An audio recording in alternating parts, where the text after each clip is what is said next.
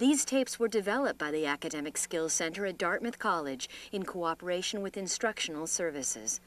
Funding was provided through a Hewlett grant.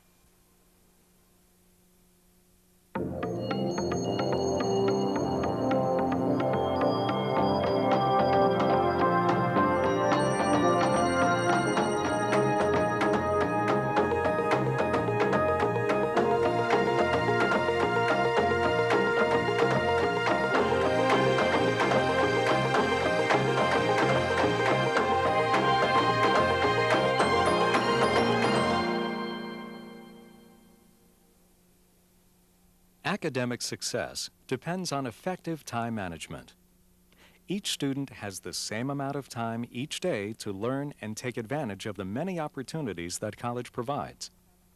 If you want to be a successful student, you can manage your time in two important ways: manage your time and manage your goals. This video will discuss and demonstrate both of these time management techniques by presenting specific tools and strategies to help you make the most of each day and each week of the term. And do I have to plan my study time? Oh, of course not. I don't have to plan my study time. That will just happen. It doesn't just happen. That's the problem. Like when my time was pressured or when I knew I was going to do something, I turned a long-term project into a short-term project. Unless you have a clear sense of how you are going to use your time daily and weekly, then you'll never, ever get to a point where your long-term goals in college will be absolutely satisfied. To manage your time, you can use three effective tools: a term calendar, a weekly schedule, and a to-do list. Successful time managers in college know why they're here, know what it is they want to accomplish, and they keep some kind of time schedule or time schedules. The first tool in managing your time is a term calendar. Using your course syllabi, write in the major academic events of the term, such as quizzes, exams, projects, term papers, and other writing assignments. You can also indicate big weekends and other important personal events, but the term calendar should primarily indicate academic events and deadlines. It definitely has helped me in terms of looking in the long term. Like if I have the first day I get my syllabus, I write down all my due dates, my deadlines, when I should start planning, where I should be by one date or whatever else. Doesn't mean I follow it, but it helps me academically in the sense that I know what's coming and nothing comes as a surprise. Versus in the past, I think I'd say, I've got a midterm tomorrow, brilliant, you know. Your term planner can also be used to provide intermediary checks to see how you're making progress towards large projects or papers. Break down these projects and assignments into smaller tasks and give yourself deadlines. For example, a term paper can be broken down into selecting a topic, conducting research, preparing an outline, and writing a first draft. By putting these smaller tasks on your planner, you can check your progress towards the final goal. Post your term calendar on your wall, near your desk or bureau. Make a point of looking at it once or twice a day to keep track of what's coming up and how much time you have to prepare for it. It was always important to have a point of reference. So I'd be sitting at my desk typing, and I'd be able to look up to my left or to my right and see up on my wall these different things. So I'd have my weekly planner, then I'd have my yearly planner. What are my academic year planner? Well, what are the courses I need to take? And I would have them down so as I took them, I could check them off and say, well, I've accomplished this. And you don't know, when you check those things off on a planner like that, you feel like you've done something major. You're like, yes, I've done it, you know. The second important tool to manage your time is a weekly schedule. A weekly schedule will allow you to see how your time is being used, and more importantly, what time you have available for learning and other activities. As a full-time student, your academics should be your full-time job. So how many hours a week do most people put into full-time jobs? 40 hours a week. When? Monday through Friday, 8 to 5, 9 to 5 types of jobs. Okay, how much time do you as a student put in Monday through Friday, 8 to 5? How do you utilize that time? To make a weekly schedule, start with a grid that indicates each day of the week and each hour block of each day. Fill in your fixed commitments, such as class times, labs, meals, exercise or sports, and meetings. Besides giving you a clear understanding of how much of your time is taken up with classes and other commitments, making a weekly schedule also graphically reveals what time is available to you each day to study, to do errands, and so on. When you make your weekly schedule, you may be surprised to see how much time is available during the day, in the morning and afternoon. That's the time that's most often wasted by college students. I sat down actually one day and just wrote down what I did for every single 10-minute increment for 12 hours, and just found that I wasted so many blocks of 10 and 20 minutes that I had about 4 hours extra in a day. The third time management tool is a to-do list. Before going to bed or during breakfast, list that day's activities, tasks, or meetings on a small piece of paper or a 3x5 card. When you've completed the task, cross it out. One easy way to start is to do things like to-do lists where it's not specifically scheduled, but it's very intentional. What do you want to accomplish today? And then at the end of the day, you can look at that list and say, did I do it or did I not do it? And so it keeps a student on track in terms of daily approach to their time management. The next step in making your schedules is to decide specifically how you're going to use your available time each day. These strategies can help you schedule your time each day. Use daylight hours. There are quite a few studies that show that when students spend an hour studying during the day, that is to say an hour before dinner, they are more productive, they have better concentration, more learning occurs than later in the day after dinner, when they're that much more tired, when it gets dark outside, when they're more subject to emotions and other, let's say, non-academic concerns. Schedule study tasks which require greater concentration and mental effort, such as reading and problem sets during the day and early evening. Use late evening hours to review. Schedule some time for every one of your classes during the week. When is it that you're going to put in some time on your chemistry, your English, your government classes, so that you are not only keeping up with those classes on a regular basis, especially if they're challenging courses, then you need to keep up and review on a very regular basis, but to practice that information also, because that's when you learn. You learn over time by reviewing and practicing what you hear in class and what you read in your textbooks.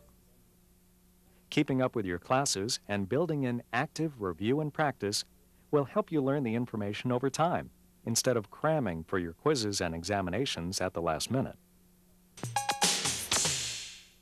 Be very specific about when you will spend time studying for each class. Decide what time you will begin and when you will end. Human beings are incredible creatures of habit.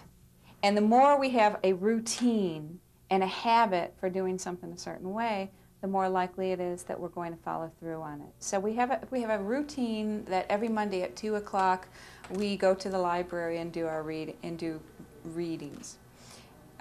When 2 o'clock comes and a friend says, "Oh, can you meet me here instead?" you're going to think twice about doing that. Schedule some time, even 5 to 10 minutes between classes, to review for the next class, go over the class notes you just took, practice or memorize factual items. Again, a lot of learning can occur in 5 or 15 minutes. The small pieces or chunks of time in a student's day are extraordinarily valuable. Many students think they need at least an hour, hour and a half, 2 hours to do their learning. Well, those blocks of time are available to them, fine. But many students only have 1 or 2 of those. But what they do have, and again, this is the great value of seeing it on paper and it being revealed that, well, here's a 45-minute chunk that I wasn't even aware of between this class and that class. There's usually about 20 minutes or 30 minutes that I could use. Schedule some kind of active exercise at least 3 times a week. Time management, exercise, and mental alertness all go together. They're not separate entities as far as I'm concerned. You can't study if you're not mentally alert. Exercise definitely contributes to how alert you are mentally. Establish a consistent sleep schedule. Sleep research tells us that if we wake up consistently every single day at the same time, our sleep the night before is going to be much more effective. We're going to reach what sleep researchers call the REMs, the deep sleep, the restful sleep. We're going to have more of that. Also get the sleep you need. Some students need 8 hours of sleep, others only 6. Get up early enough so you can eat breakfast every day. This simple activity puts structure into your day and gets you ready for the day ahead. Breakfast is a valuable meal to sustain your energy throughout the day. Also, breakfast time can be spent planning your day and the goals and tasks you want to accomplish. Schedule some time each day or during the week that's just for yourself. My time for me is very important, and I make sure I have that time every day. That's sometimes one of the things that I put on my list, is because sometimes you forget. Sometimes you're running around place to place and you're really busy and you forget to make some time for yourself and to preserve your sanity. Learn to say no. You can't do everything for yourself, much less for your friends and even family. It sounds selfish, but your academic goals should come first. The best weekly schedule is one that's personal and flexible. Your calendar should reflect a balance of academics and personal or social life, with academics first, of course. And scheduling your time allows you to be more flexible because you know where your time is and how it can be used to get things done. In some ways, it's a psychological issue that they see this thing called time management as literally confining themselves, when in fact many students who do manage their time well talk about how managing their time is liberating, that it allows them to think much more clearly, much more creatively about their time and how it can best be used.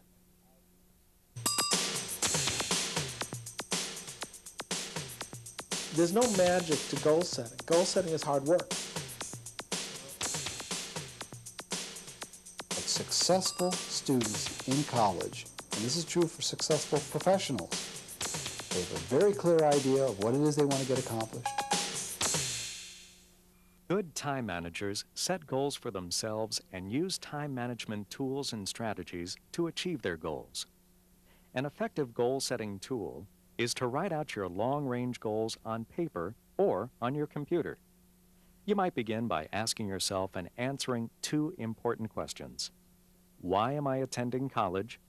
And what do I hope to achieve by the time I graduate? Write out as many goals as you like initially. Then review them and choose your 5 most important goals. This goal-setting exercise may be easy or difficult for you, depending on how much you've already thought about why you're in college and what you intend to get out of it. The important point to remember is that you're more likely to be a successful student if you have a clear idea what it is you want to achieve or accomplish. In setting your goals, pay attention to these strategies. Your goals should be as concrete, specific, and measurable as possible. For example, achieve a B+ average and attend every class are specific, measurable goals, and you clearly know whether or not you're achieving them. Your goals should be realistic. Good goal setting forces you to think seriously about what you really are capable of doing. Set goals that will challenge, not defeat you. Discuss your goals, especially your academic goals, with a mentor or advisor, such as a faculty member or a dean. For me, conversing with somebody and talking about not only what I'm doing but what they've done is very helpful to me in setting goals, because I see new strategies and new ways of going about it. Hearing yourself talk about your goals will help you understand what's important for you, and the mentor or advisor can guide you as to how you can most effectively accomplish your goals. Your goals should reflect a balance in your academic and personal life. You know, the students who come to me who say, Bill, I work all the time, I study all the time, I'm always at my books, and I can't understand why I'm not successful. Well, part of the reason they're not successful is they're always at their books, they're always studying. they don't have a whole life. You know, leisure, exercise, activities of one kind or another. Information and satisfaction coming in is as important to time management as production that goes out. While you're in college, your academic goals should be at the top of your list. Other goals may include volunteering, exercise or athletics, joining different organizations, or making new friends. As with your other time management tools, post or place your goals in a location in your room or in your notebook where you can easily and quickly review them. Revisit your goals at least once a term. Your academic goals may change as you move through your college experience, but what's important to remember is that you'll be able to manage your time well if your goals are clear, concrete, and important to you. You can successfully manage your time by planning your term and your week using the specific time management tools of a term calendar, a weekly schedule, and a daily to-do list. Manage your goals by writing them out and discussing them with a mentor. Both strategies will allow you to make more effective use of your time and get more out of your college experience.